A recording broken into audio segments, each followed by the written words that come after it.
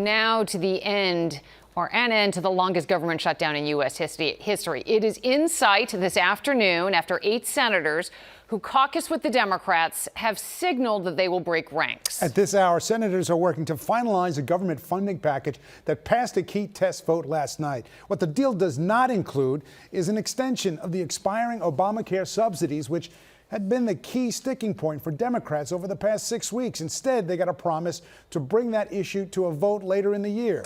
This is a long way from being done. The legislation still needs final approval in the Senate and then the House before the president can sign it into law. So SNAP recipients right now remain in limbo. Federal workers still are not getting paid, and delays and cancellations continue to mount for air travelers. We have team coverage this afternoon. ABC's Perry Russell standing by with the latest from Capitol Hill. But first, Eyewitness News reporter Darla Miles begins our coverage from LaGuardia Airport. Darla.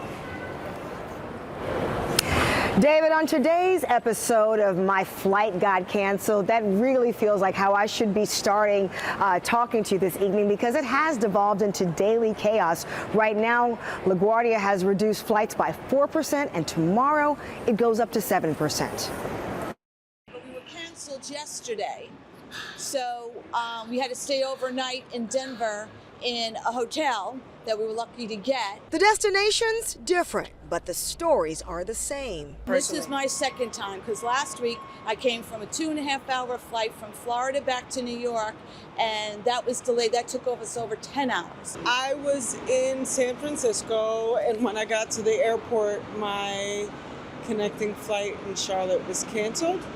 So I went to Charlotte, and then they rerouted me to Ohio. While an end to the government shutdown may now be in striking distance, the FAA is still implementing rolling flight reductions at 40 major airports across the country until it reaches a total of 10% by Friday.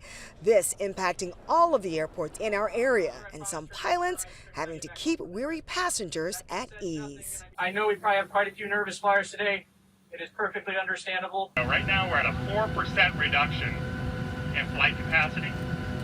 Next week we go to 10. Flight attendants, pilots, other airline workers supporting their unpaid colleagues. I stand with our air traffic controllers.